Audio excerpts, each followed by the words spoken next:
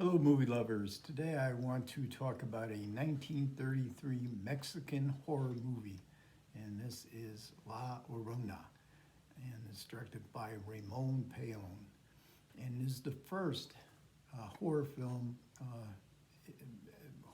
made in Mexico by Mexicans for Mexicans. Um, and the La Llorona myth or legend is has many different storylines to it. The movie itself opens with a wail, La Llorona, meaning the weeping woman, the crying woman. It opens with a wail, a wailing sound, and we don't see where this weeping is coming from. We just see a man who evidently sees the ghostly apparition that is walking down a city street that we appear to be on, and is struck dead by fright by having seen the sight of this woman. And this is a myth that goes back probably before the conquistadors. This version of the story is set in the present of 1933, but it also has flashbacks both to the conquistador era, also to colonial times, and then up again back into the present. And and oftentimes the woman has killed her children have died. She's a fallen woman, but she haunts towns late at night. And of course, we have very many modern versions. I have never seen any of the modern versions. I know in the last 10 years, there are probably two or three at least. And in Mexico, there's been, I think, the supplements say about a dozen since this film in 1933. And this is the first Mexican horror film in sound, and sound had just come to Mexico. There are some very distinctive aesthetic qualities to this film, La Llorona. So the ghostly apparition is very good. The wailing is very good. There's a sequence in the colonial time frame where they actually were able to film in this gigantic cathedral for a wedding. But overall, I would say that probably the historical context of La Llorona is just as interesting, if not more interesting, than the film itself.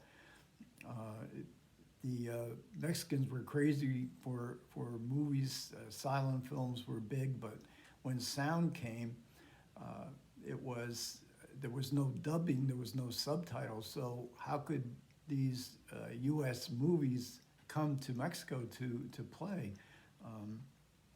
And so what Hollywood did, and very famously with Dracula, they filmed Dracula with Bela Lugosi in the daytime and at night with an all Spanish-speaking crew and cast, director. They filmed Dracula at night in Spanish. But and they did a few others as well, but these did not play well in Mexico. They were using actors from all over Central and South America. The Mexicans didn't like the different varying accents. So there was a producer, Jose Calderon, and he had owned many of the biggest movie houses in Mexico City. And he decided that he was going to start producing movies that made in Mexico with Mexican actors, Mexican technicians, and make movies that were aimed strictly at the Mexican and Spanish-speaking audiences. So many of the technicians that had been working in Hollywood came to Mexico, so they got up and running.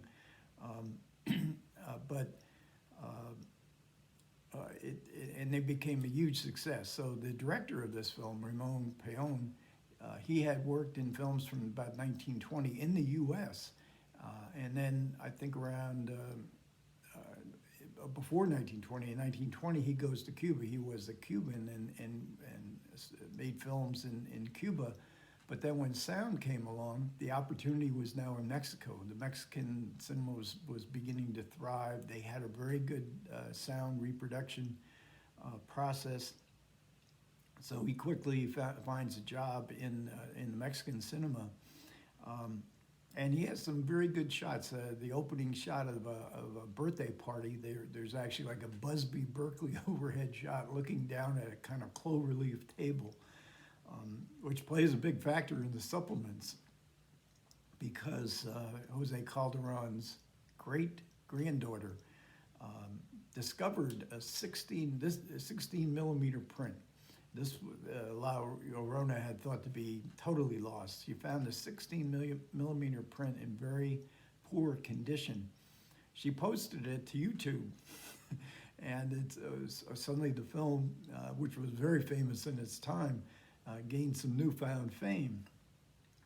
And so in the supplements, there is a whole about maybe 20-minute documentary on how she found the film, and in 2004 she was able to show it to her grandmother and her grandmother's sister. These were the children of Jose Calderon, and they, as like 4 or 5-year-old little girls, they were sitting around this birthday party.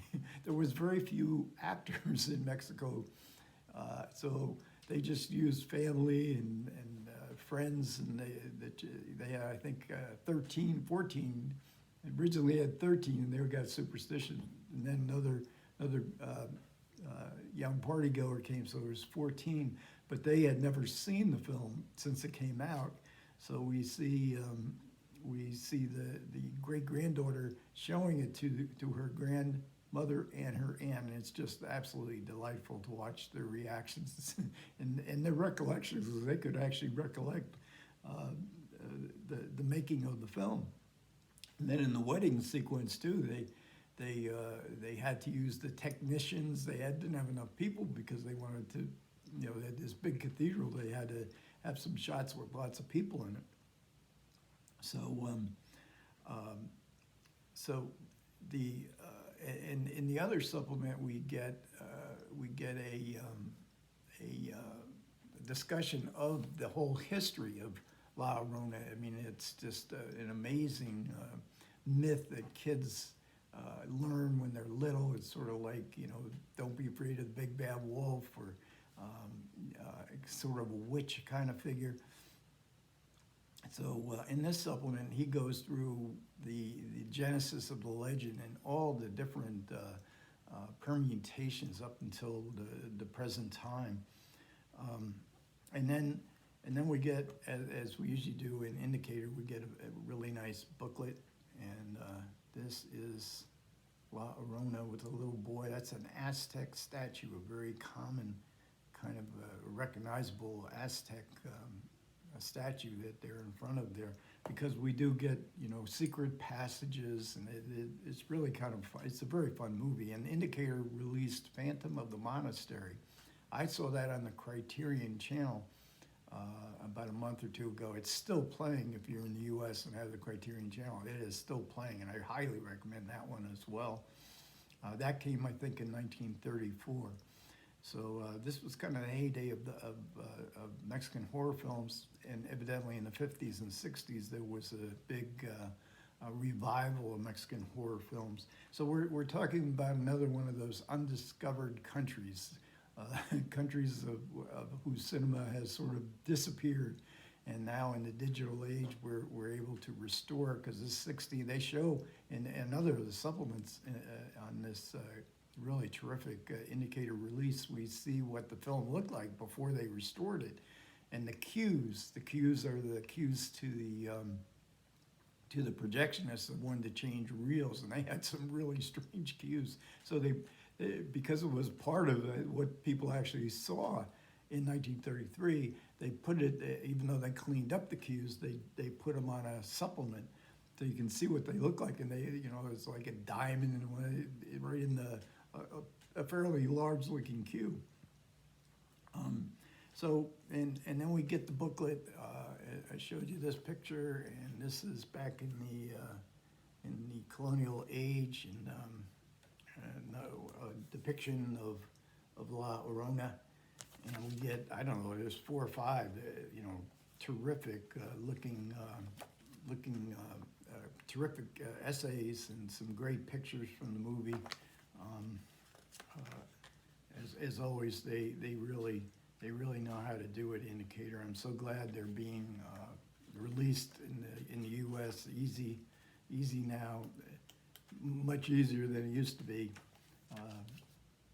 to get them. If I can get the glare out, it's one of the aberrations of Llorona.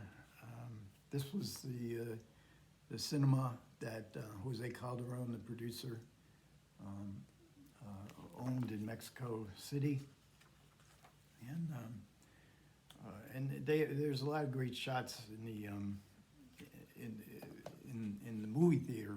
People just to the rafters, just entranced.